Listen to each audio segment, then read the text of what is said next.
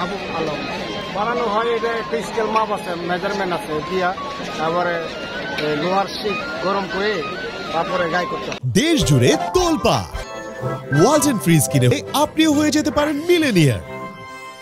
পরে অনেক প্রসেসিং করতে হয়, সিরিজ করতে হয়, বার্নিশ করতে হয়, অনেক কাজ আছে, তারপরে একটা বাচ্চা তৈরি হয়।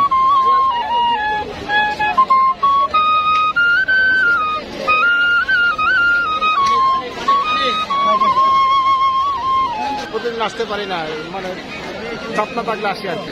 এখানে অনেক রকমের বাসি আছে, বাসি যেগুলো প্রয়োজনীয় সব বাসিগুলো এখানে আছে।